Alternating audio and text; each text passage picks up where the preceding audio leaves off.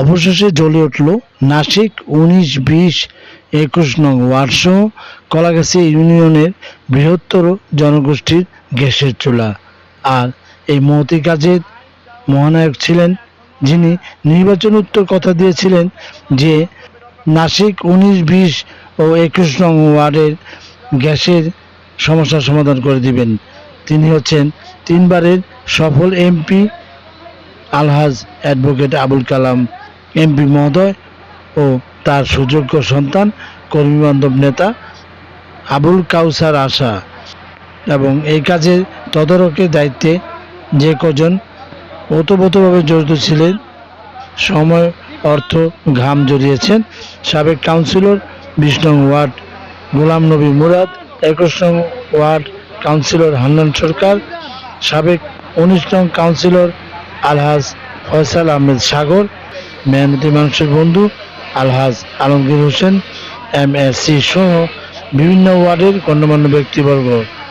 Shakir Ahmed Bappi, M news BD, 21 নং word, বন্দর, নারায়ণগঞ্জ।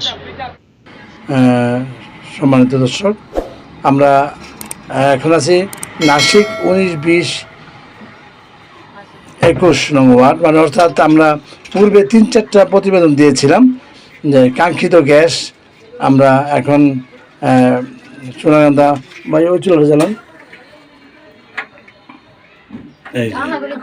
জ্বলছে দেখছেন। কয়েকটা বাড়িতে আমরা কিন্তু গ্যাস দেখতে পারিনি, অর্থাৎ মেন সংযোগ চালু হয়েছে, হয়তো একটু সময় লাগতে পারে। আপনারা দেখছেন যে দুটো চুলা জ্বলতেছে, যেই পরিমাণে জ্বলছে ঠিক এই পরিমাণে কিন্তু রান্না করা সম্ভব।